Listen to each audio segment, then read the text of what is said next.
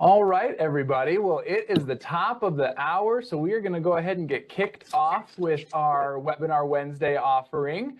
And this is a special one. This is a parent and family panel, and this is an opportunity for all of you parent and family members out there from all across the country to get some advice, to get some insight from folks who have been in your shoes, who have gone through the process along with you. I can't say it again enough, how much we appreciate your time throughout all of our Webinar Wednesday series throughout the entire year. You all have tuned in, and we hope that it's been valuable information. We hope that the experience overall has been a positive one for all of you. And we hope that tonight is no different. We hope that tonight is really special. So with that, we're going to go ahead and get kicked off. Folks are going to keep logging in throughout the evening, and so we'll just get them caught up with as much information as possible. So I want to start off by providing some of our technical support information for the evening. Technical and login information. Hopefully you all know the webinar number and our password, otherwise you wouldn't be logged in right now. So you should be square there. If you're having any audio issues, you are able to access by phone as well using either the toll or toll-free numbers that you'll see on the screen right there. So if you can't hear us, or if you're having audio difficulty, you'll still have all the video components, but you can call in using that access code. For everybody who's on this evening, if you end up getting on late, if you have to leave early, or for those who registered who won't have an opportunity to log in this evening, every single webinar that we do can be found on our Webinar Wednesday homepage, which you'll see the URL for there at the bottom. We're going to be sending out an email to everyone who registered for this evening with the link to our Webinar Wednesday site, where you'll find everything from our Paying for School, our Living on Campus, our Countdown to Orientation webinars, and then tomorrow we'll put a recording of this session up as well. So if you miss any information or you want to rewind and get some of that information, get some of that advice from our parent and family members who are on as panelists this evening, you'll be able to access our recording starting tomorrow afternoon. So now, with that, a little technical support here. Now, we're very lucky in our office. We have a wonderful team of admissions counselors, and our admissions counselors, while they might not be on screen, they're on as panelists as well. And we want you to interact with them. We want this to be very collaborative and interactive for everybody. And so with that, you can use, I have it on here. I'm going to make a specific note of this. I have it on your screen as the chat feature. If you all would please use the Q&A feature. There's one of each. There's a chat and a Q&A feature.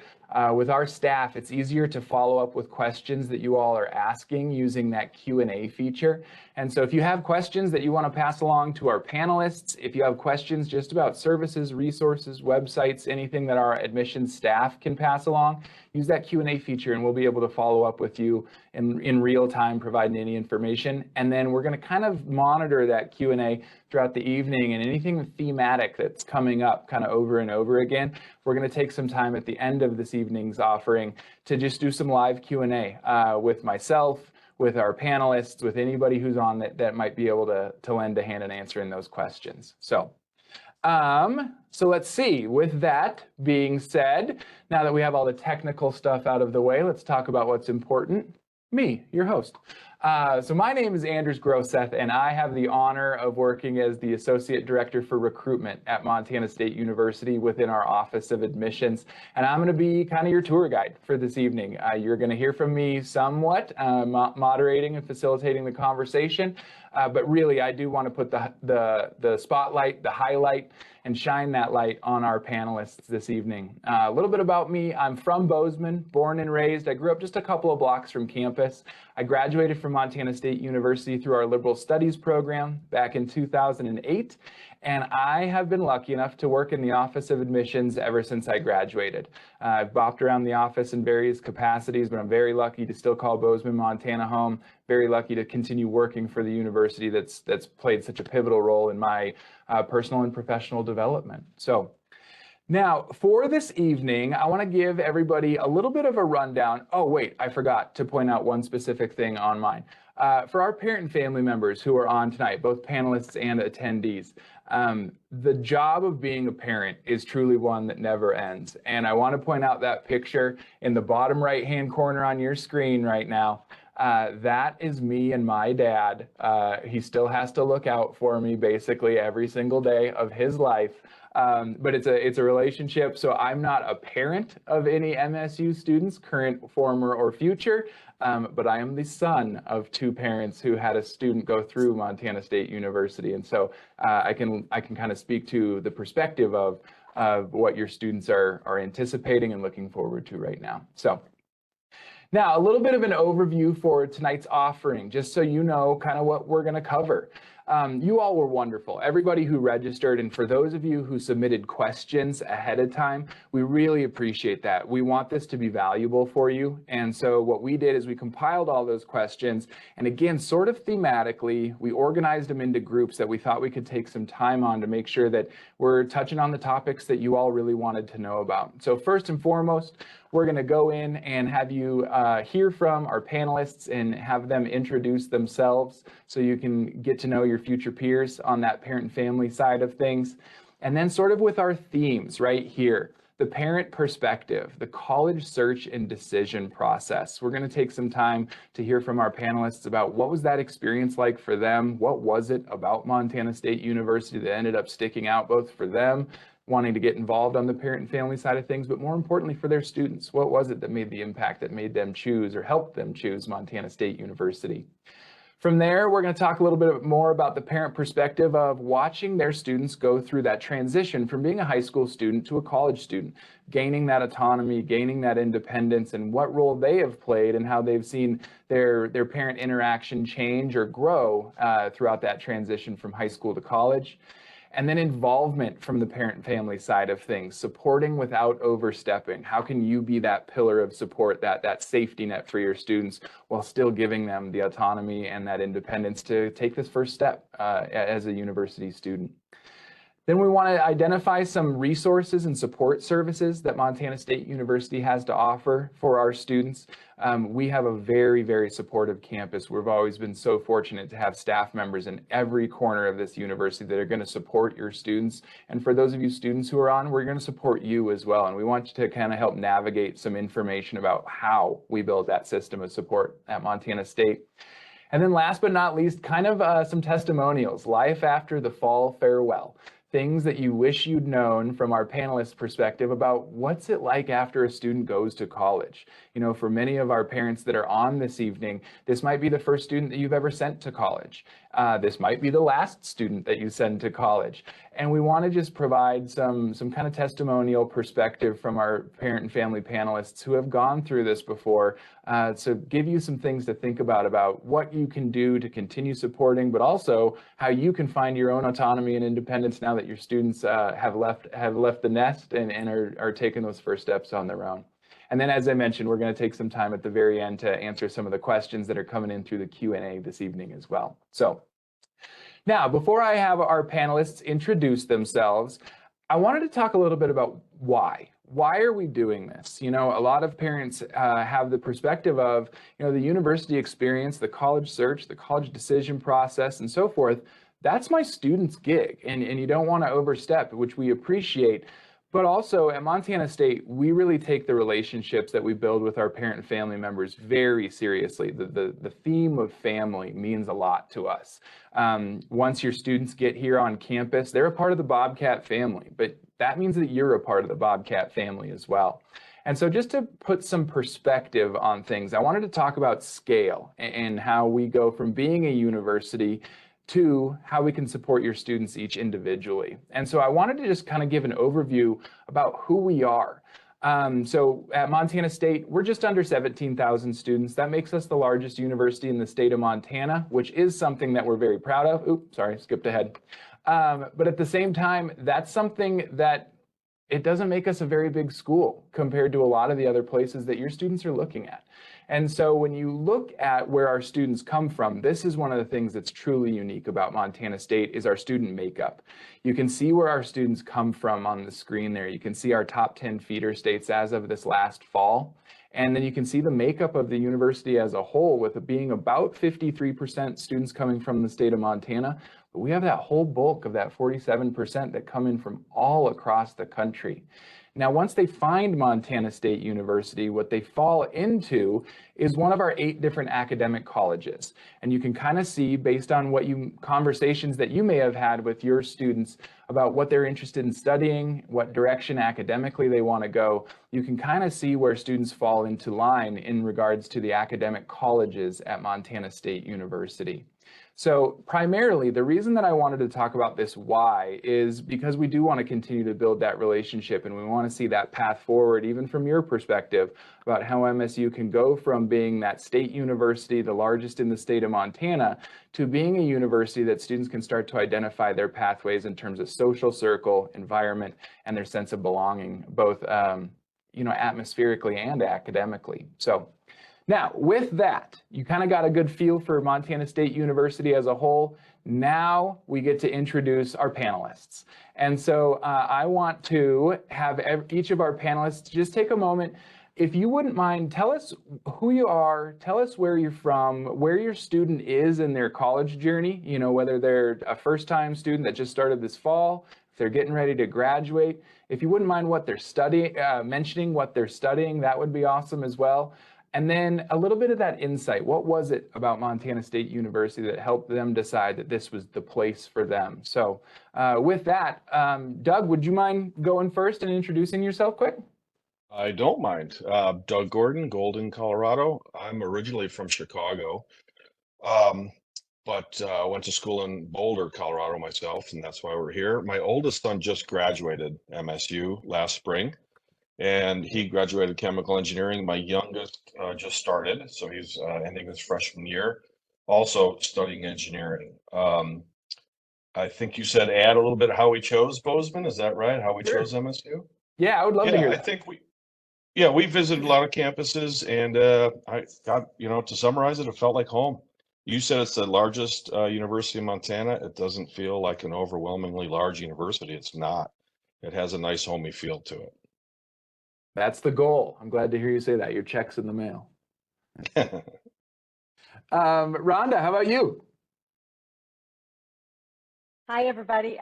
My name is Rhonda Russell, and as you can see on the little map, I'm from Bozeman, Montana, but originally from Minnesota. And I've lived in Bozeman a long, long, long time. Hey, yo, Minnesota, huh, Leslie? And I have 2 kids.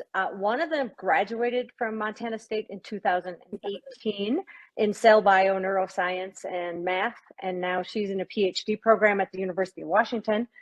I had an amazing journey at Montana State. The other one has been at MSU off and on for 4 years, and it's a he, and he's still trying to find his perfect major, and he will. And he's, I think, on his 6th major perhaps now. So don't worry, parents, if you have one like that. One day they'll figure it out. He actually really likes his current major, and we're hoping he may actually graduate in a year, but he's had a fabulous experience as well. Oh, Cool. why did they pick MSU? It was home. That was one thing, but that wasn't really the thing. The real thing was they love Bozeman, having grown up here, and all of the opportunities that the area had to offer. And it just so happened there was a great school right next door. So that was it. Cool. Thank you, Rhonda. Bill, how about you? Yeah, hi, thanks, Anders, and welcome everyone. So Bill Gerard, myself and my wife, we live up here in Reno, been up here 8 years, 25 years in San Francisco. I think we're blessed to be here. So we have a sophomore at Montana State. He's a business administration, I think that's right, major. He's also in the ROTC program. We have another son who's a senior in high school here in Reno, and he will also be going to Montana State. So we'll have two kids at Montana State, 2 sons. The decision, what closed the deal was we did the on-campus tour. I think it was the first time that there was, is it face-to-face or in-person tours of the campus. So a nice young lady, I think she was a junior, pre-med. There's maybe 10 other families, did the orientation, then took a tour of the campus. That's what closed the deal. He was looking at another school similar to Montana State, but when he saw, just how authentic everybody was with each other, the community, the resources. I think we'll get into that in a little bit. Our guys are super shy, not super shy, but he's super serious, a little shy. And the other things that closed the deal were, in one day you could ski, fish, hunt. You guys know, mountain bike. So that was, and it's a safe area too, which was important to us. Beautiful. And last but not least, Leslie. Hello, everyone from Minnesota. I have two kids currently at Montana State. My oldest son is a senior graduating in May, and he will be graduating with a civil engineering degree. He was lucky enough to secure a job in Bozeman, which he will start after a little bit of traveling in July. So we're very excited about that. And then I have a daughter who is a freshman, and she is currently studying kinesiology or exercise science, and her hope now is to go on to be a DO, which is a doctor of osteopathy. Yeah. My oldest son, Ben, he chose Montana. Actually, we have a wonderful college and career center at our high school, and one of the college counselors found Ben one time, and she's like, Ben, I have this gem of a school you have to check out in Montana. She had just done kind of a tour of the West Coast. She's like, I know you love the mountains, and I know you want to be an engineer. And he was pretty much sold. It checked off every box that he had.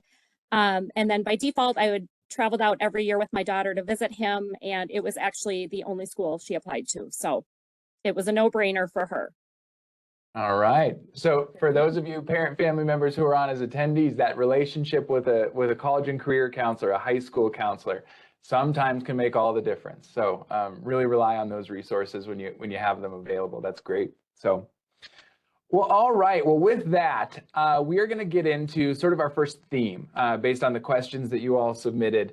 And please continue to utilize that Q&A feature for our admissions counselor staff. I see the Q&A kind of popping up here and there. So please don't hesitate to ask them questions, and then anything that comes up, they're adding it to my little Google Doc here, and we'll take some time to answer those at the end. So. But for our first kind of area of looking into that parent perspective side of things, we're going to talk about the college search and decision process. So each of our panelists just gave a little bit of insight into what was it about Montana State that sort of stuck out. But you all submitted some really good questions just about the search process. Now, while some of you might be parents of students that are entering into the Montana State University and the Bobcat families, they've already decided on that. I know that also there's a good number of you that might have a sophomore in high school, might have a junior in high school, that maybe you're just getting the wheels turning. And so some of this stuff can be really valuable regardless of where they are in the process. And so for any of you, but Rhonda, knowing a little bit about your background, I wanted to know from anyone who might want to jump in, how many colleges and universities did your student apply to? And how many of those schools did they end up visiting? Great question. Yeah. My daughter applied to 6 or 8 schools, and she was one of those kids who could have gone anywhere. And we visited all of the schools because I just found that really an interesting thing to do. And it was so helpful. And many of you already said this on the panel. To feel the vibe on a campus and meet some people is so telling. I will say, my son, by default, only applied to one school because he had the opportunity to see what a good experience his sister had, kind of like Leslie alluded to. And I would also point out that I think the thing that really sold Montana State for both of my students, lots of things, but one thing that really stood out is the Honors College and the opportunity to take very small seminar type classes like you might get at a fairly elite or private institution. So I'll pass it to somebody else. Awesome. How about anyone else? Anybody else want to chime in on that number, whether it grew or shrank, or anybody else have any insight onto their students' just general college search? I'll go. We had a pretty short list with my older son. And my younger, here, I'll tell a very short but a funny story. We visited MSU with my oldest son. We were in the auditorium watching the video of mountains and fishing and all that. And behind me were my kids, 3 kids. And I hear one kid saying, oh yeah, this is great. I didn't realize it was my youngest son at the time. deciding 6 years early that he's going to be there. So they both decided at that moment. But we only visited a very few colleges in that case. We have a few local that we looked at and a few others, but not too many. Doug, it's funny to hear you say that. I have an older brother who's 4 years older than me, and I went on every single college search that he went on, every single college visit. And I remember thinking numerous times, why am I here? Why am I getting tagged along for this? And then when I was in my college search process, there's things that kept coming up where I would think about, well, when Peter visited school XYZ, I didn't really like that about that school. And so it's just that like osmosis, or that being a sponge, like whether you know it or not, everything really does impact. So.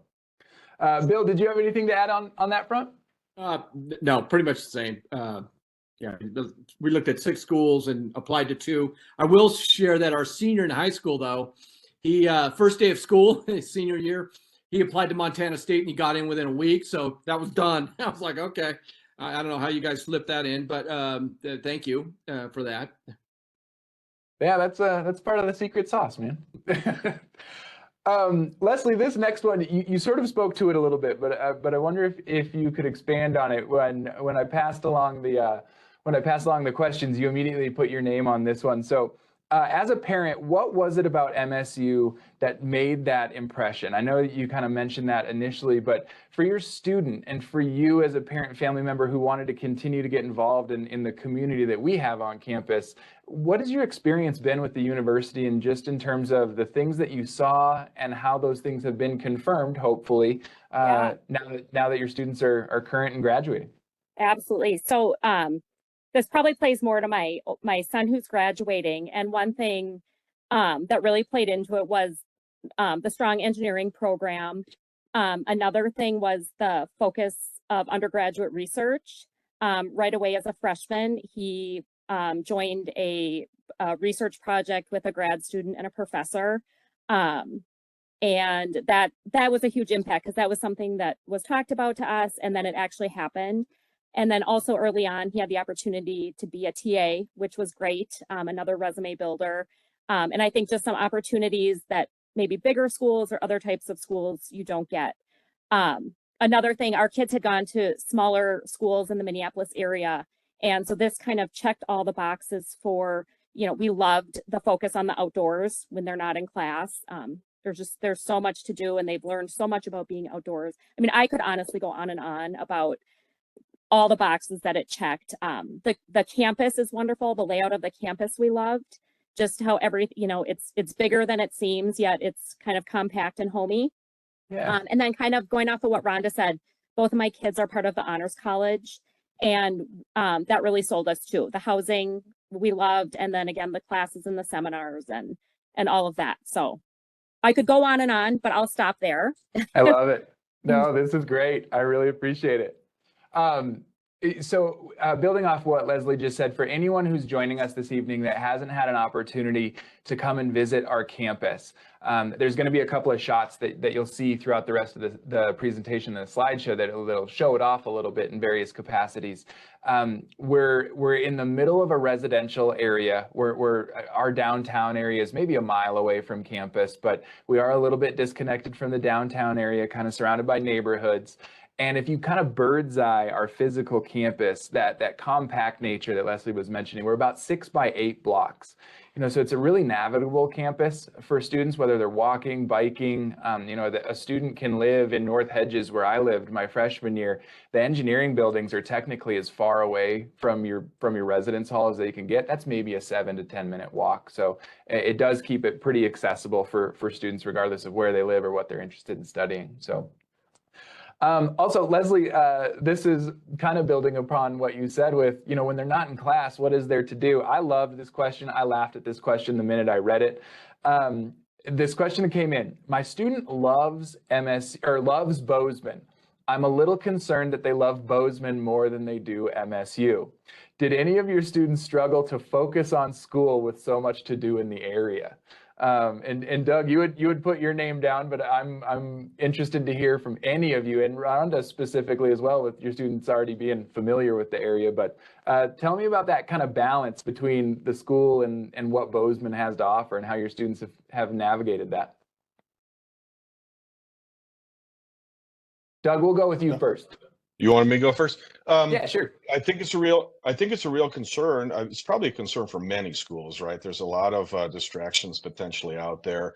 I thought about that quite a bit, and you can almost turn that into a positive as a parent. And I'm not here to dispense parenting advice, but if you enjoy Bozeman so much, then you will focus on the books for a little bit and make sure you can stay in Bozeman.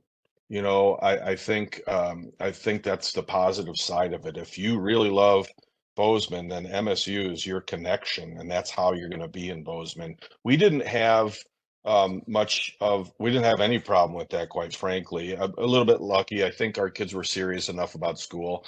I did have one discussion with my son freshman year. He was bragging that he had 30 days of skiing in. And I said, wow, okay, that's great. How are those grades? And, I don't know, he had 4 A's and a B or 3 A's and a B or something. I said, well, okay, then we're good. But don't forget that primary focus. Real concern, but I do think, even schools without all the distractions of Bozeman seem to have that commonality. It turned out to be a non-issue so far for us. Cool. Yeah, I remember having a conversation with my dad at one point where he reminded me that MSU could not invite me back if they wanted to, and that was sort of my like motivating nudge from my dad. So, well, in the essence of time, I'm going to move on into our next section, and if any other of those questions kind of resurface, we'll circle back. But I am going to move on to our next section, and this is the parent perspective of that transition from high school to college. We're talking roommates, workload, and finding balance between everything. And so, Bill, I'll go with you on this one if you don't mind. In what ways, through your communication with your student, in what ways have you seen your students' workload change from high school to college? And was that unexpected for them, or did that align with their expectations? Yeah, thanks. I think it aligned with their expectations. Our son took maybe two, I don't think he ever took three, 2 AP courses in high school. And got a little learning disability thing, this dyslexia thing. So my wife and I would read. She would do most of the reading till like 11 o'clock at night. So so when he went to Montana State, he went out and found the resources. They're there. So I think he put in the same amount of hours, but it's now on him, right? He owns his schedule.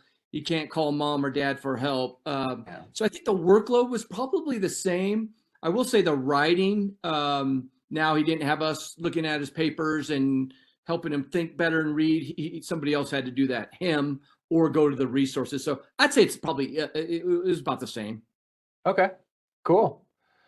Leslie, how about you? Anything, having two students gone through Montana State in pretty rigorous areas of study, anything that caught your students off guard or that they fell into a comfort zone with? Oh, sorry. No, I don't think so. They came in pretty well prepared, and the classes were definitely rigorous, but they did have rigorous high school loads, so they were pretty prepared for what came at them. And I know, one thing we loved was kind of the close, especially like within the College of Engineering, Ben would bump into the same professors and things like that. So if there were issues, professors were so helpful and very accessible to the students. But cool. Rhonda, a question that came in that I wondered if you could speak to. You mentioned you have a student here currently, then you have a student who's graduated. I wonder if you could talk about the relationship a little bit and how important a relationship is with their academic support team. You mentioned that your daughter had gone through the honors college.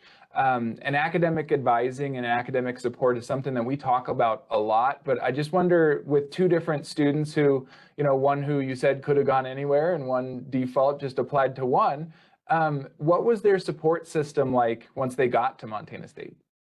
I would say with the first one, the one who's in a PhD program now, again, she's a self-starter and she can do whatever, but as I think Leslie said, got right away into undergraduate research, very involved in the honors college, and found her niche academically quite easily right from the get-go. The second one, as one of you said, has some learning challenges. And I guess the one thing I'm going to say about that is I have been associated with MSU for a long, long time, and I've never been prouder of Montana State than recently when I have seen how professors care and will help a student who may have one challenge or another, whether it's a learning challenge, a mental health challenge, whatever it might be. So I would encourage all of you to really empower your students to reach out to those professors, because they do care and they will reach out back to you. And it's been my experience, just in what I've heard, amazing compassion and doing what it takes to help students be successful, regardless of where they're coming from. Awesome. I would also like to honor that comment as well. I'm a student, or former student, who utilized our disability services office. And for one of our counselors who's on, that was actually a question that came up. And I know that's a sensitive topic, but that was a question that came up that was submitted. And I wonder if one of our counselors could throw in a link for our disability services office, just for any parent family members out there that might want to look further into those resources. We do have a really, really solid support team in disability services that can help put that structure around students. So that would be appreciated. Thank you. Okay, so we've talked a lot about academic support and, you know, kind of that transition of academic workload and course load and things like that. But your students are choosing more than just a school. They're choosing a place to call home. So let's talk about living on campus. Leslie, this is another one that you put your name next to. My student is nervous about having a roommate. What advice can you give from a parent's perspective on navigating first-time roommate relationships? So, well, my first piece of advice is to be honest when they're filling out the roommate form. And then the second thing would be visit the dorms, or, you know, kids can get now on Facebook pages and Instagram and kind of figure out, you know, what other kids are saying. I know my daughter chose the same living arrangement as my son, which my son's was perfect for him. And I think she now wishes that she may have chosen something different. But I remind her too that, you know, any place, you know, just because you meet somebody in this dorm on this floor doesn't mean that you would have been with them had you lived in that arrangement. So, so I think just be honest about where you're living, let them work through problems. No, you know, it's very rare that kids are gonna, you know, have their best friend from the roommate. It does happen, but it's, you know, if you have someone that you can coexist with, that's not, you know, stealing your food or, you know, whatever, you're doing pretty good. So it's a really good life lesson for them. And I think, you know, you don't play into if there's problems, you kind of let them work it out. And, you know, you're always going to come across people in life that you may not get along with, or so that was kind of the advice I gave my kids. They really have actually had generally like really good roommates and experiences, but Yeah. So Cool. With the roommate relationship, Bill, you mentioned that you have one waiting in the wings and one that's been here. Was your older student able to provide any insight to the student who's coming on to kind of navigate, like, this is a good place to live, or here's what you should do, or, you know, that sibling kind of connection? Yes. So when our current son, who's there, he lived in the big dorm there, the biggest. There's the south and the north. So we saw all of that. It's real, like I think Leslie or Rhonda said, it's real life experiences. And I think there's an education in that. Sorry to go back on that. I'll answer your question, but I think there's a lot of learnings in that, right? His roommate was from Boston. We're from out here. Something happened. He left. He got a new roommate, came in, who played video games 24/7, then flunked out. You know, so and there's all kind of stuff going on. But you know, it's like, dude, this is real life stuff. It's not you should be at the library. You should be out doing stuff, right? Touching grass and doing all the fun stuff. So all the kids get through it. They will get through it. It's real life stuff. Back to So my older son, he's counseled, guided our younger son on where to live, and I think he's going to live in the same dorms. I mean, just for the experience, right? It's not perfect, but you meet a lot of people. I mean, you meet a ton of kids. And I think that's where it's that's the positive. Yeah, awesome. Um, Now, Doug, a question that kind of, and actually, Bill, you just led me to this perfectly. You know, you mentioned you're from the West Coast or the western part of the United States. Roommate was from Boston. Now, Doug, you're actually from one of our top feeder states. If you go back to that slide that I said earlier, but there's always apprehension. There's always concern about going somewhere new and being somewhere new. And so one of the other questions that came in was your student welcomed at Montana State University? We're coming in from out of state and don't have a social circle established in Bozeman. Can you kind of talk about that, about, you know, kind of being from out of state and finding home? Yeah, I think both of my kids knew quite a few other kids from our high school and our region that went to MSU. So they had that built-in friendship. It made it easy, but I also wanted to see them get out from that. This isn't high school anymore. Learn to talk to other people. And so that happens. And I think the best way for that to happen is if you're shy, if you're an introvert, you got to work on that, right? I think intramural sports, there's a lot of clubs. The Office of Engagement, maybe, I don't know much about that, but I guess and I have done that. I encourage my kids, like, hang out with your high school buddies, that's fine. But don't forget everybody in your, in this case, engineering school, you should be in touch with them. Eventually, you're going to be doing projects and studying with them. So we found it, um, I'd always say that extra easy because they did know a lot of kids from here. I'll say this, you walk through campus as an adult, it's a friendly campus. Kids are friendly. I was walking through the sub a couple weeks ago looking for an office, and a kid walks me down there. That's rare, I think. But I don't know. I think the onus is on the kids when they're out there growing up. They have to get out there, and we give them that advice: join intramurals, join clubs, just do it, right? Yeah, yeah.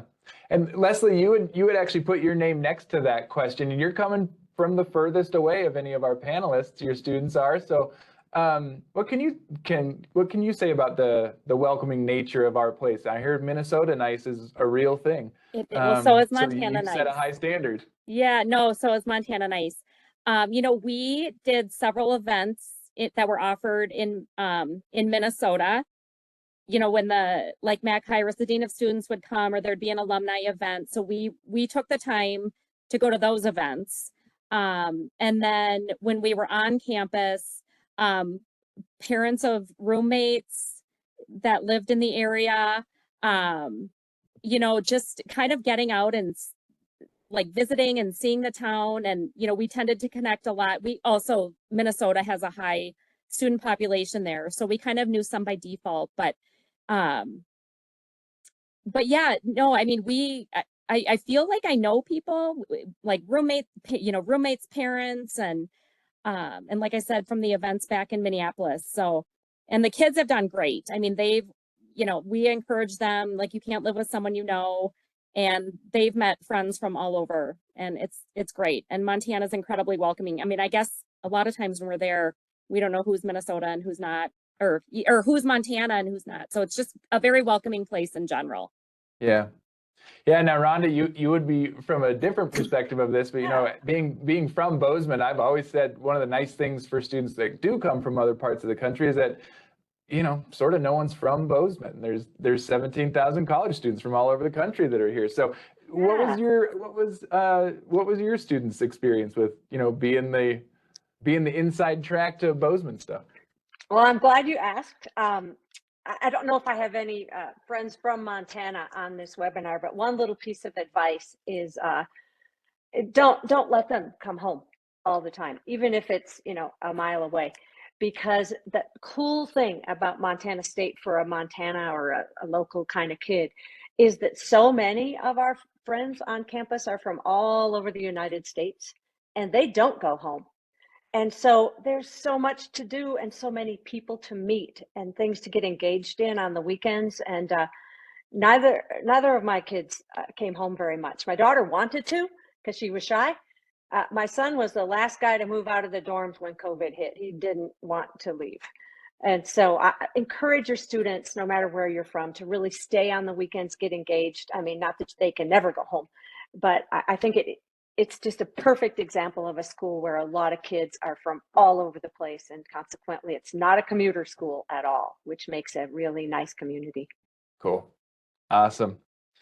Let's see. The other question, and I'll actually just speak to this real quick because I do want to get to our other sections as well.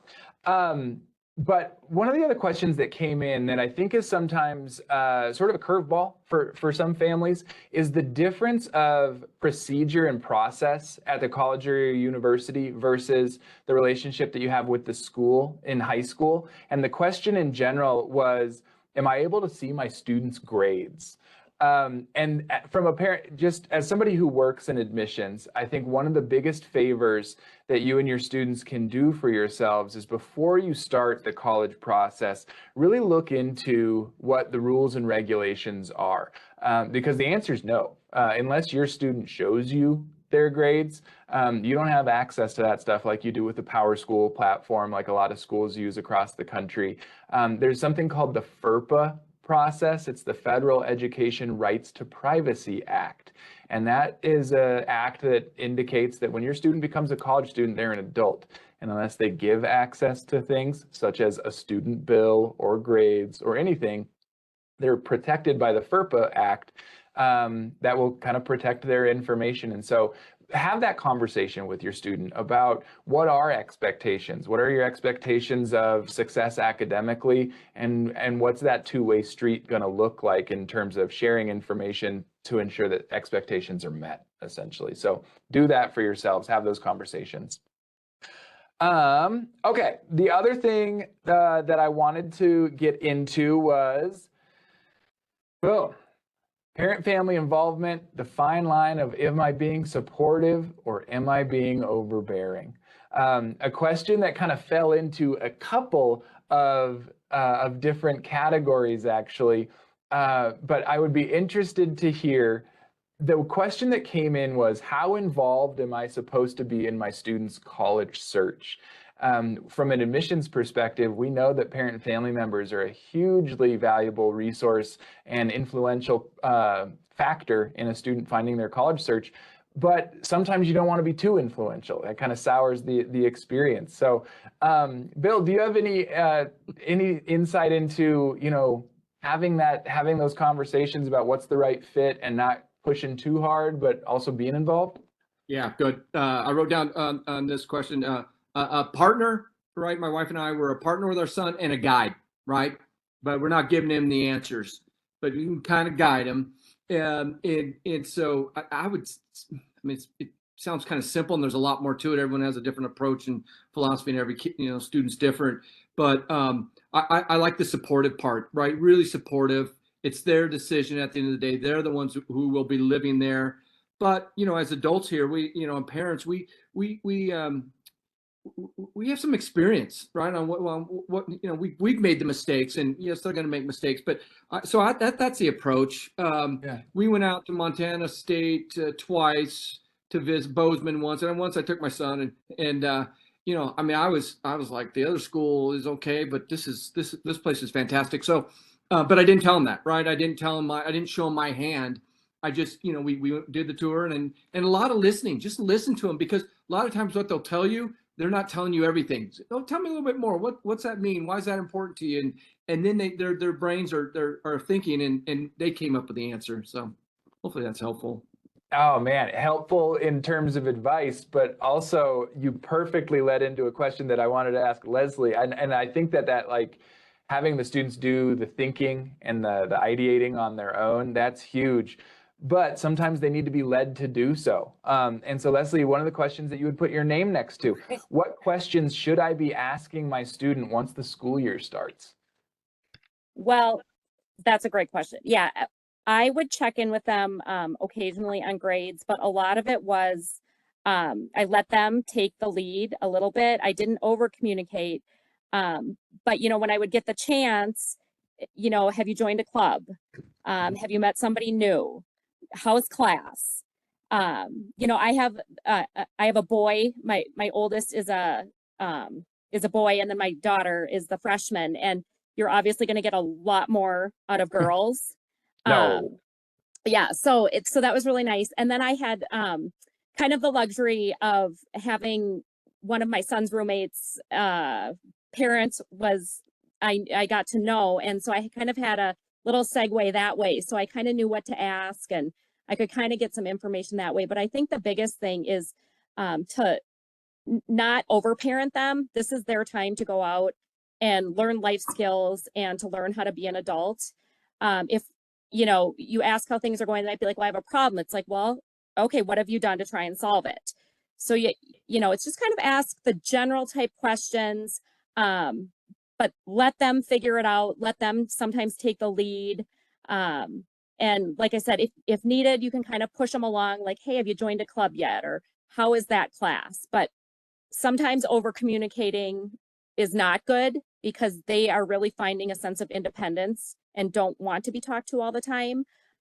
So with my son, I also let him, the first semester, I let him do a lot of the reaching out to me. He didn't want to talk to me every day. He would get mad if I would text him every day.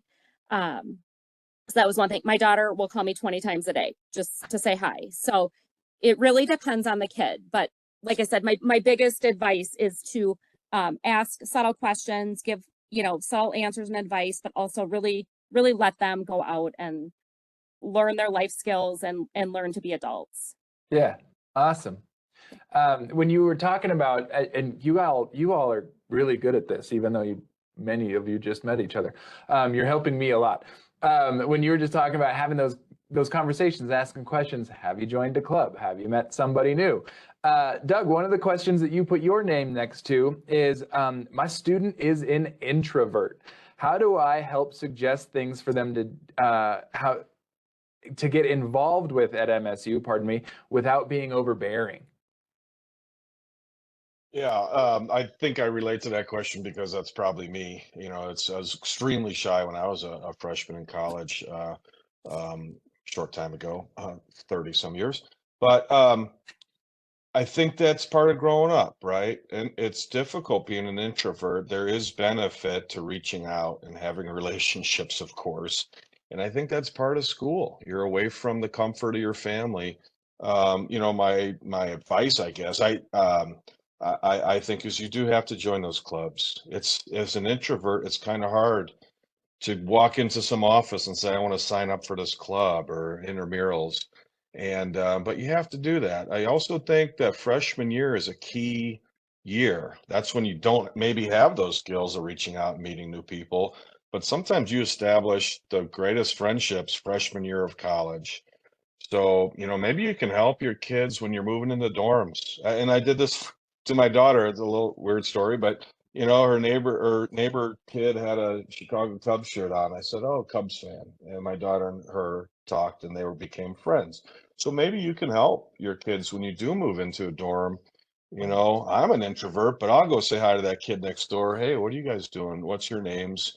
Show your kid how to do that. But I do think it's important that engagement to other kids and to campus, just like anything else with professors and all that is really important. So the nice thing I think for maybe it's not fair to say just for boys, but a lot of guys I know, I don't want to sit there guys and sit on the couch and talk to them, but I'll go play sports with them. I'll play golf or ski or whatever, or mountain bike. So for a boy, maybe it's easy. Hey, you guys want to go fishing? You want to go up to Bridger Bowl and ski? You know what I mean? That's an easier way. You're not inviting a guy on a date, but you're going out and doing things. So Yeah. I don't know, just some thoughts from a former introvert. Yeah, that shared experience can break down silos so quickly, and sometimes it is, going golfing or doing whatever, and sometimes it's, hey, I'm going down to the dining hall. You want to come have dinner? It's Yeah. working. It's hard to reach out, but you have to do it. Yep. Yeah. Asking somebody, will you sit with me or can I sit with you? It's the hardest thing to do, but it's really valuable. That's a good life skill. So. Yes. All right. So keeping an eye on the clock. I want to be respectful of everybody's time, but I love this discussion, and I know that the Q&A and the chat features are lively as well. But I do want to be respectful of folks' time. So I want to go to our next section. identifying MSU's support services and resources, student employment, academic support, and getting involved. What MSU does to ensure that your student succeeds both inside and outside of the classroom. So there was a couple here that I wanted to have some time to dive into. And Leslie, I want to start with you. The question that you would put your name next to is, do your students work on campus, and how are they balancing their time between work, school, and their personal lives? So yeah, both of my kids have jobs. Ben works kind of an internship turned into a job through the university at Montana Department of Transportation. My daughter works at one of the desks in the dorms. Both because they're kind of student jobs have been incredibly flexible. And like my daughter, those are 2-hour shifts. And so it's great because she can pick up shifts if she wants. Otherwise, it's 2 hours out of her day. And she can, earn a little extra money. My son's job is also, the employer, they let him kind of pick his hours based on his class schedule, which is really nice. So, they both wanted extra money, and they both, they kind of know the academic standards that's kind of expected of them. And so, but they both wanted the extra money. And for Ben, he wanted the job experience because it's in his field of work. So I'm really proud of them. They do a great job. I think having jobs on campus is great only because they really help you work around your schedule. And they actually pay pretty well. And then Ben has also been a TA. Grace is going to be, there's kind of a level below TA that you have to do in her major before you get paid. But those are great because they're within your major. You're getting job experience. You're learning more about your area of study. And a lot of times you're in the classroom buildings anyway. And so that's kind of been our experience with the work. We love the on-campus stuff. We love how it directly ties into their careers or their schedules. Grace works at the front desk. She's super social. She loves it. She can, she says hi to everybody coming and going from the dorms. So we're very happy that they've done that, and we're very happy with how they've turned out and worked into their schedules. Cool. Right on. Rhonda, another question that I wanted to throw your way, if you don't mind. And this was an interesting one. Let me see if I can find it real quick. Did you see, and I'm asking this because you've had, 2 different student experiences. Did you see that there was anything in particular that your student or students struggled with after starting at MSU, and where did they go to get help? I don't know if there was a specific office or a resource or a person, but was there anything that they sort of struggled with and how they ended up kind of digging out of that hole? I'm going to answer that in kind of a funny way.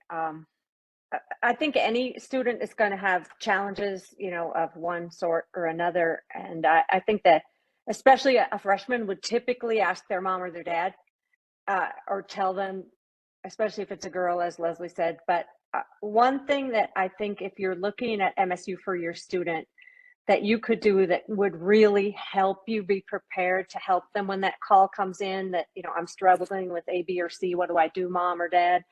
Would be to attend MSU parent orientation if you possibly can, because you will have sessions about everything under the sun that you might hear about from your student. You'll meet a lot of our key players on campus in the support service areas. And I just think it's an amazing investment of your time. So you'll be able to help that student who might reach out to you feeling kind of lost or not knowing where to go. I would highly encourage that. If you can't possibly go to parent orientation, really, really peruse that website, and you can always contact Anders in admissions and he can point you in the right direction. But just the more you can know to be there for your student in cases like a struggle that might come up, the better. And mine did come to mom and ask, and I would tend to know where to point them. So hopefully you could be in that spot too. Another request of our admissions staff who's on, we have that great resources page through our admissions site. And I wonder if y'all could just throw that resources site. We talk about disability services, Office of Financial Education, counseling and psychological services. You know, there's a lot that students need, and we've kind of compiled it into one spot. So if you all wouldn't mind throwing that resources site, that would be wonderful. Thank you. Okay, let's see. Another thing. Oh, this is a great one. I just mentioned counseling and psychological services, but it's a bigger picture than that. I'm concerned that my student will not ask for help either inside or outside of the classroom from anyone on campus.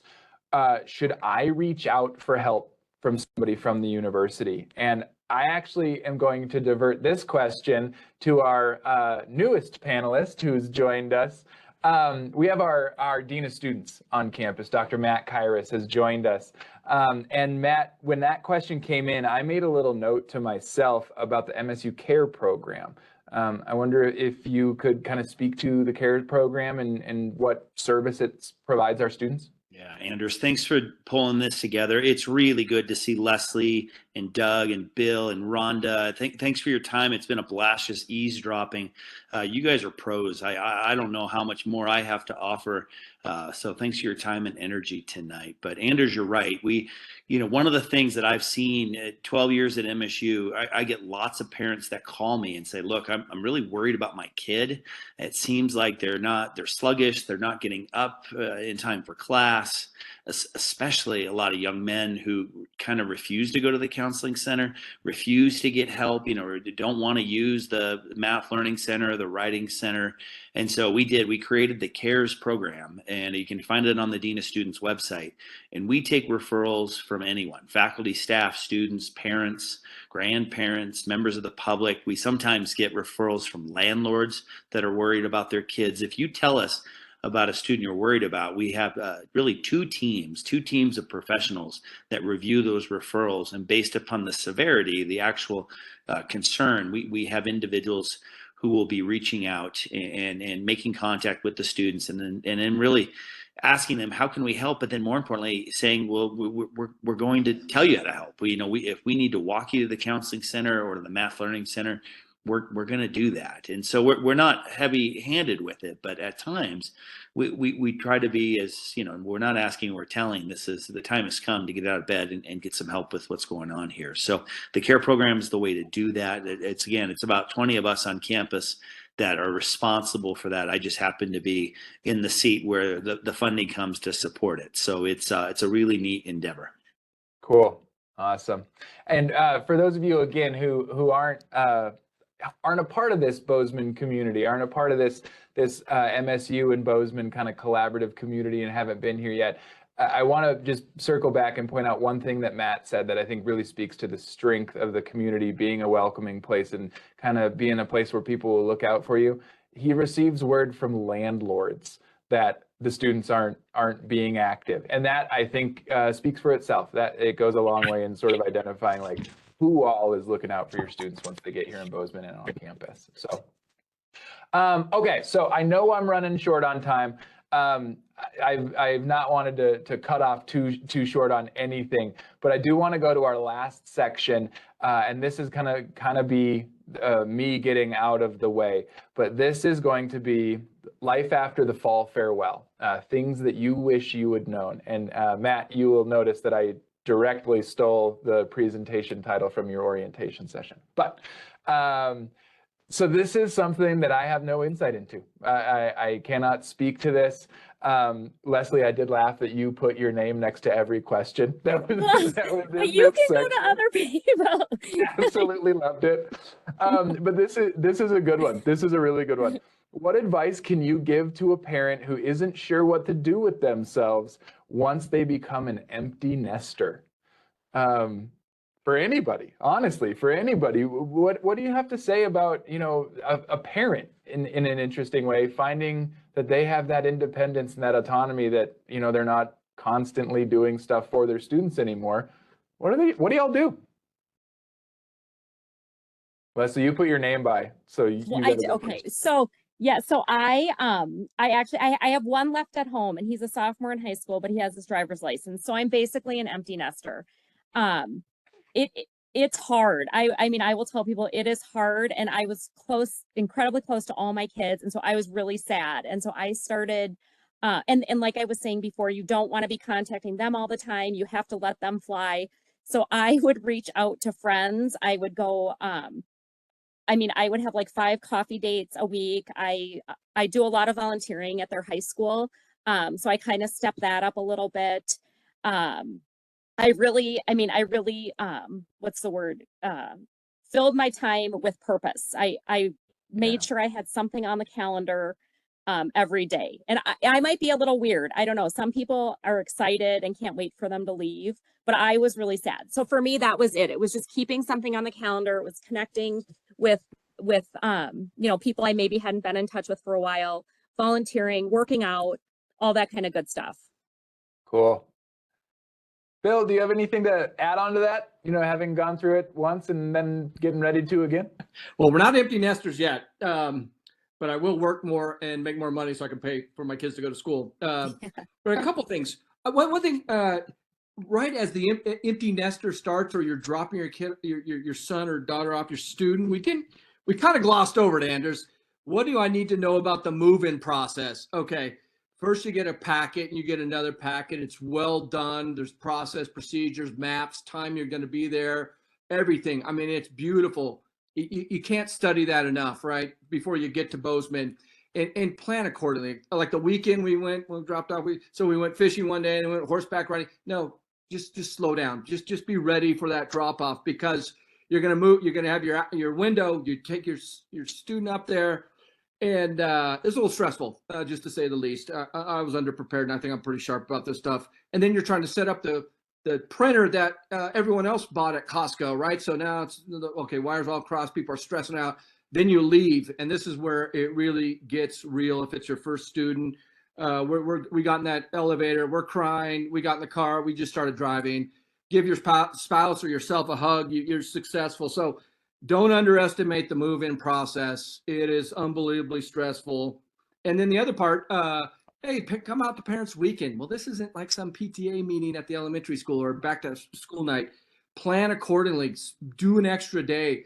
Montana State puts on an amazing show. I think it's all geared towards freshman parents. It was unbelievable. And so those are two things that kind of start the being alone, but super important for me to share. Awesome. Matt, he just mentioned it, and I haven't heard this yet. I should probably know this. Matt, off the top of your noggin, do you know when Parent Family Weekend is going to be next year? Do I know it? I mean, I'm already living and breathing it. We are already planning October 11th and 12th. We've got a great football game, guaranteed nice weather. We're going to have one of my favorite authors is going to be joining us. Dr. Jeffrey Arnett has just signed a contract and come spend a couple days with us talking about this idea of emerging adulthood and growing into adulthood, which are all themes that we build into our curriculum. So yeah, going to be a great weekend. Hope you can join us. Awesome. Cool. Well, I hate to cut the conversation short, but I do want to be respectful of everyone's time, and we've taken so much of yours tonight. I want to end on a real high note, and I'm going to ask this of each of our panelists. And Doug, maybe I can start with you if you wouldn't mind. This was a cool question that came in. A lot of the questions that came in were about concerns and apprehensions and so forth. But Doug, I want to know, what about your students' college journey or experience has made you the most proud? I think for me, and everybody has a different answer. I think my wife might have a different answer, but it sounds corny, but to see them grow up as a parent, making their own decisions, or not as a parent, as an adult. And that was always my thing. We're raising kids to be self-sufficient, and that's not everybody's thing, but that was mine. And to see my oldest graduate, I cried, and to see them graduate, move from, in our case, Bozeman to Boise and start a job, that's everything right there. They're on their own. That's awesome. That's cool. Rhonda, how about you? Well, two different answers. My first one, I was very proud of all of the opportunities she was given and awards she received at Montana State, and then that led to the opportunity to go to any graduate PhD program anywhere in the country. So if you think that Montana State can't prepare someone to get in anywhere for a PhD, they can. My son, honestly, he's finally found a major and classes and professors that he absolutely is getting turned on by. And for a kid who's on major number 6, that makes me so happy and so proud of him and MSU, that professors can still find a way to do that magic with our kids. Awesome. That is cool on both sides of things. Leslie. So I would say with my oldest son who's graduating, I remember sitting right before orientation and he was like, maybe I should have looked at some Minnesota schools. And I was like, nope, this checked every box, give it a shot. You know, go semester by semester. And now he has a job in Bozeman and will be building his life there. So, and he got the job, the exact job he wanted. So I'm incredibly proud of him for that. For my daughter, you know, she's still a freshman, but she worked pretty hard in high school, and I just wanted her to go and have a really fun first semester and first year at Montana, and she has absolutely done that. So Nice. Goals met. All right. Love that. We talked about expectations earlier. That's awesome.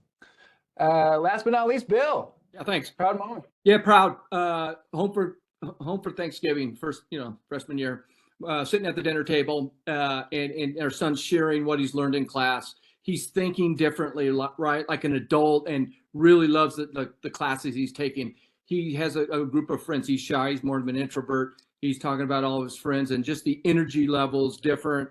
And then he just said he's just super happy to live in Bozeman, go to Montana State. And so it's like, he said he made the right decision. It's like, it's a touchdown. That's so cool. Right on.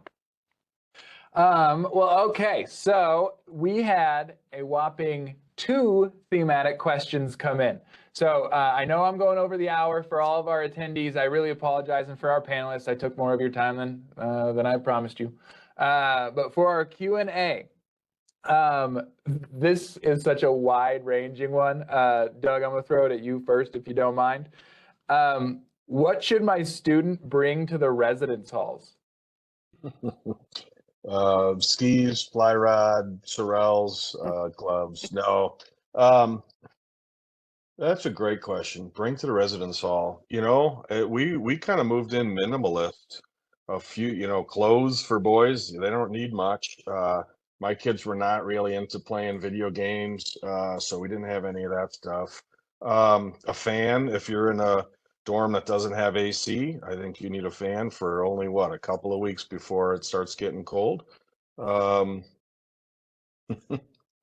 charger, laptop, calculator. You caught me off guard here. No. Let me ask this in a different direction. We're a month into freshman year. What were you asked? Christmas list, birthday, what do I need sent to me? Was there anything that came up that was like, oh, I really wish I had this? No, we try to get our kids to take heavier clothes and boots and things. I think it's a long story. I had a pro deal with Solomon skis, and my kid needed a new pair of boots, so I got him a pair of ski boots. I kept asking him, you got calculator batteries? You need that? Pencil sharpeners? Nope, I'm good there. So yeah, I sent him ski boots. Rhonda, just because I know him, how often did your son come home for things that he forgot? Never. No. He could have gone to school in China for as much as he came home. He just did not come home. He's the kind who would just go out and buy them, though.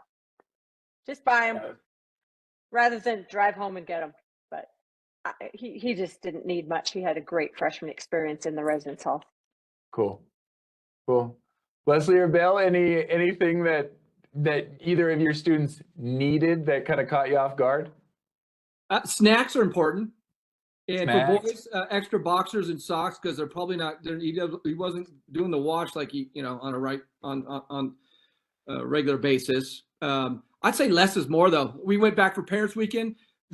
My old mountain bike that I wouldn't mind having a second one here. I gave it to him. It's still locked up in the same spot when we dropped it off. So, like, just take less.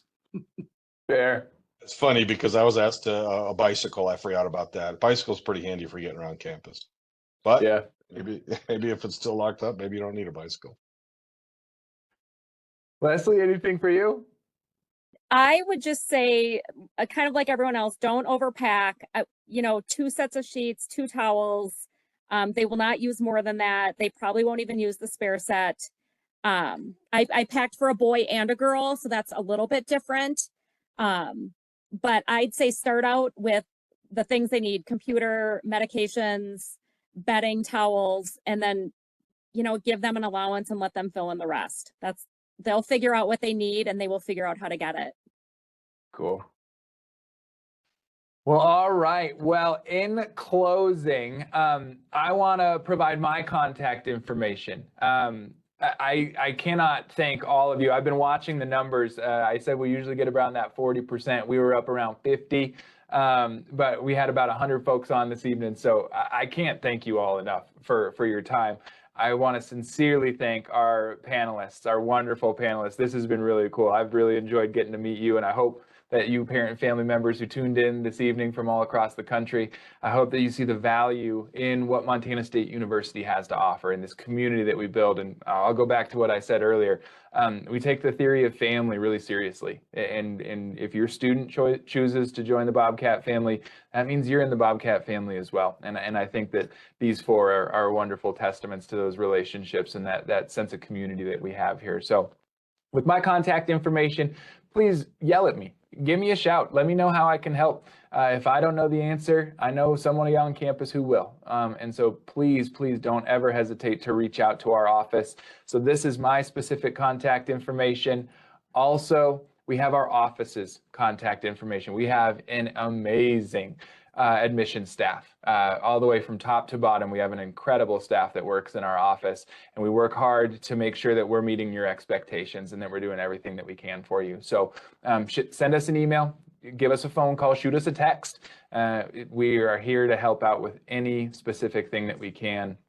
And very last, in closing, I want to send a specific thank you to 2 individuals. They're on as panelists this evening. I want to thank Dean Matt Kairos, and I want to thank Moira from the Montana State University Alumni Foundation. They were the key players in helping us make the connections with Leslie and Bill and Doug and Rhonda to do this. This is the first time we've ever done a parent family webinar, and we could not have done it without their help and their support and their just being willing to think outside the box. So I just want to say specifically thank you to you 2 for your partnerships and helping us kind of launch something that I think is probably something we'll do again sometime down the line. So from any of our panelists, any last minute thoughts, hopes? Bill's on it. I'm on it. One thing we didn't cover, and I don't know what the university can say, but when we were doing our search, when we showed up in Bozeman, and it was better than what we thought it would be, and then we showed up at the campus better than what we thought it would be. The one thing we looked around, being from California and Nevada, and we travel a lot, safety. Knowing that your son or daughter, your student is in a place, I don't know what the university can say, but safe, right? I didn't see graffiti, I didn't see gangs, I didn't see homeless, I didn't see people like trying to panhandle you, which like the California thing. So the low crime and having a safe place was super important as well. I don't know if Matt can say anything on that, but that's a big thing right now in our country. I think for me personally, that sense of safety, you're never going to find home if you don't feel safe. And I think that's a big part of why people look out for each other here. It goes back to students from all over the country, that shared experience that's so valuable. Sometimes that shared experience is just the fact that you and the student who lives 3 doors down the hall don't know anybody. And then all of a sudden that's your relationship builder. You start looking out for one another. And then that just kind of filters out, that ripples out in this community. And I think that is, I appreciate you saying that, because as it being my hometown, I always like to think of this place as some place that could be anyone's hometown. All right. Anyone else? Any last minute thoughts? Moira, Matt, Rhonda, Leslie? Great job, Anders. Just want to say thanks so much for our parent panelists. You guys just rock. You exemplify the Bobcat spirit, and thanks for all you do for MSU. Thank you. Cool. Well, with that, everybody, again, thank you wholeheartedly so much for your time this evening. I hope that you got something out of it. I hope you learned something. I hope it gave you some stuff to think about. You have our contact information, so when those questions come up, please give us a shout. Let us know how we can help, whether your student's just starting their college search or wrapping it up and getting ready to come for orientation and become a Bobcat next fall. We are in your corner, and we want to be a resource for you. So please don't ever hesitate to let us know how we can help, and we will be sure to do so. So I appreciate the time. I hope you all have a good rest of your evening. And as always, go Bobcats.